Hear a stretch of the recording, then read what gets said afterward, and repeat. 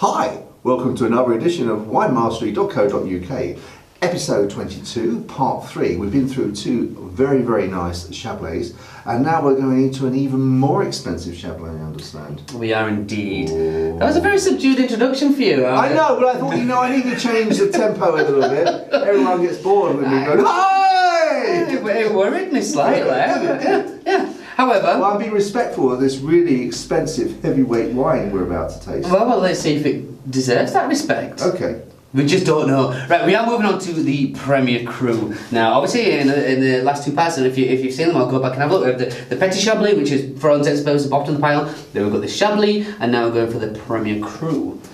That's for you, sir. Thank you, sir.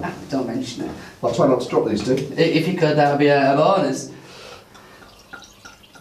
Well, there's a nice sluggy sound to that. Yeah. My wife loves the sluggy sound. Is it true, Kathy? Is it true? Thank you very much. Kathy, I don't know how you're doing. That was she. Enough. Now that you can say that's really got the green hue is much more apparent in there. Yes. Much more a good golden colour about that one. So just from the look of it, we can see. I would hope that there's going to be more about this. Okay. Okay. Yeah. Oh, indeed. Let's have a look. Right. Stronger nose. Definitely. But what is it? It's wine. Kathy, I feel for you. I really do. What is it? What are we getting? What's the nose there? See, I think that's introducing what I would say is more akin to what I would expect from a Chardonnay grape. That has got the more tropical fruit in there. I would say that is a lot more citrus. More peaching for me, more peachy. More peach, right? Yeah. Okay. Peachy pineapple, and it smells. It's disappeared now. Oh, yeah. It smells a little bit. I wonder if it's got American cream soda in it. Okay. Well, I'm ready to go for this. Okay. That's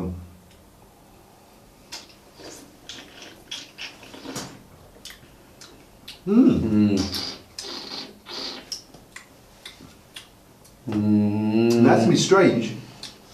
What? Why? This tastes more like Australian Chardonnay to me. I think this is more recognisable as a Chardonnay. Yeah. And so you kind of put in those two, which is fine. It's absolutely spot on. This one, me.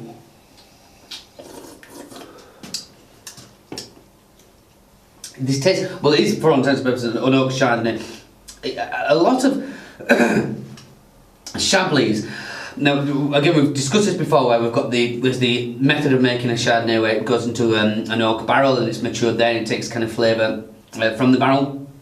And then there's the method where it's just put in a stainless steel vat.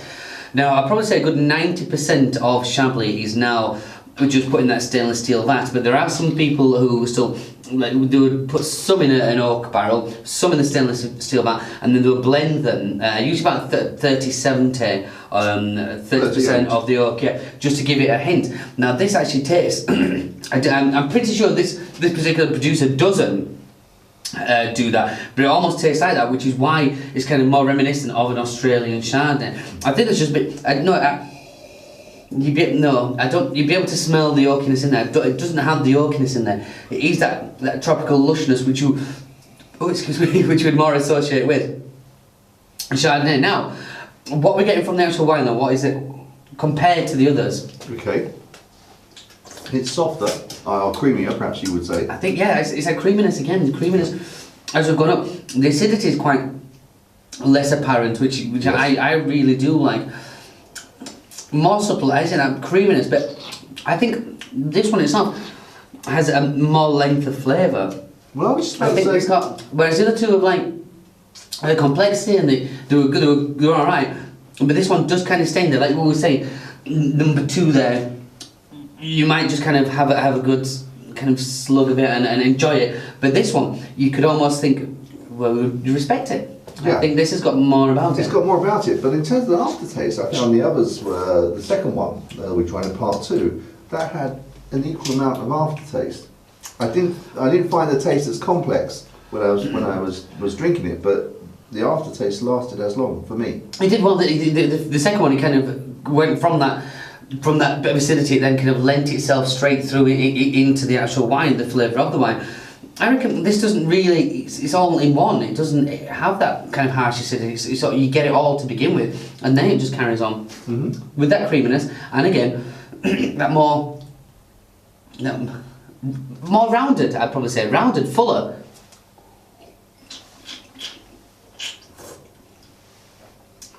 And again, that kind of, that lean toward the oakiness, which... Now, yeah, not going to tell me how much, are you? Price wise, we're not mega. No. Why? So we're not mega. This would retail about £25. We've got a seat. I mean, again, we're here to kind of go through this for you guys and see if. To be fair, I would at Christmas. If it was Christmas, I would spend £25. Yeah. Would I On spend this on particular? one? I don't know. I think there's some other wines that you... But that comes back down to personal taste again. It does. Yeah, there's some other wines that we've tried that perhaps I would say, actually, no, I'd rather spend the money on those. But... Or sometimes two of. Or two of. No, but I mean, if you just have, like, you know, your first one is the expensive one, and... yeah, I might, actually. I might be tempted. You might. I might be tempted. I put some in the fridge for you upstairs. Did you? Yeah. Because I knew you wanted to treat Cathy this evening.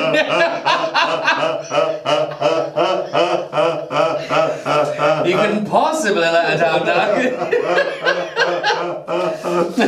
I'll put you 3 in the fridge, you're alright. Oh, you're in for a treat, Cathy. Oh, have you doing one of those specials? Which one? You know, buy one get 2 free. Oh, not here, sir. No? Sorry about that. Or buy 3 get 1. It doesn't happen like that. Not on that one. Should have sold something out for you. No, bringing it back to the wine. Yeah. Right, let's say we didn't know price, and price was irrelevant, and we've gone from 1, 2, and 3. Would you, in that order that we have done it, would you have said, which was your favourite? Would you have gone for one the poorest? Would you go 1, 2, and 3, or? So if we forget the baseline, forget the price, don't you? Well, I was going to say, what about in terms of price difference? So if we said that the baseline was sitting at 5. 5. Well, I was going to say forget the baseline. So the second one was. £6 more expensive, and this is £6 more. Yeah, 6 and 6 again. 6 and 6. Value for money, forgetting the baseline, I'd say number 2. Okay. Value for money. Value for money. Okay, yeah. That's so not... every day, if it was special and you wanted to, just push the boat out and mark the special occasion, I'd go to number 3. But during the year. See, that's a tough call really as well, isn't it? Because you practically you've got your base. Well, what we do have is a baseline, and then we've doubled and double, haven't we? Yeah. I'm unsure. We're very poor relative because I was listening to a podcast of 3 obviously guys that know a lot about wine discussing wine, and they were discussing if you want to sort of blow to a special occasion, and these guys I think are American, I assume, very nice guys. I have to say that. No, they are. $150. And a bottle. Yeah. It's one of those things, isn't it? It's a bit keen. It's a bit keen to spend such an amount. And would you actually tell the difference? As I said before, I think you're paying for exclusivity. I think you can get what max. It's a difficult one. It's a difficult question because again, it's down to personal taste and something I've been in the business and industry I shouldn't be putting down, and I'm not putting down spending such amount of money. If you want to spend such amount of money, some people have the sort of budget where actually that's not a lot of money to them, and therefore they can. To be fair to these guys, I heard another podcast where they actually do rubbish someone that's just spending money. They do distinguish with someone that's spending the money on tasting, a difference, and someone that's just buying the most expensive because it's a kudos. Yeah. So how many bottles of $150 did you get?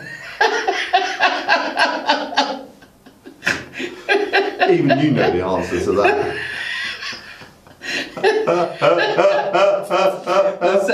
I'm saying nothing. Right. Back to the wine. Back to the wine, right.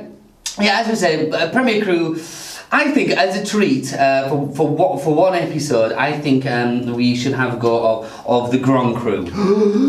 Yes, now the Grand Cru is retailing, I mean we retail them between 50, 60 pounds, but you could go much wilder than that. I think as one episode we should go for it. We should try some really expensive wines. We'll go top end and see what we really think. We better get Martin in then.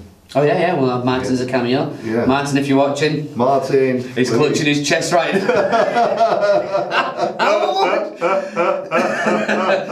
But we'll get Martin in, we'll taste some fancy pants things and just have a look and actually see. Yeah. I know we did the Christmas one and we I can't remember exactly what we came to the conclusion, but we're trying some. Well, I think you actually chose for people, if you're having a Christmas dinner, there was the Sancerre if you're having turkey, there was the Cabernet Sauvignon that you chose if you're having beef, and then a very, very nice pork, which I did buy actually. Yes, you did. Yes, a couple of bottles. I had to drag the money from his clenched fist. It wasn't pretty to watch. It wasn't. He's still got the scars. The tears. Emotional wreck. Right, well in that case I think finished, number 3 done then? Number 3 done. So we're finishing in Burgundy. Are we going to do anything else in Burgundy? We are going to do more. There's a lot to cover in Burgundy. Yeah. It's not a very big area. It's not a huge area, but there's lots of little pockets within there, and it's a tough one. With France in general, these next few videos are going to be French.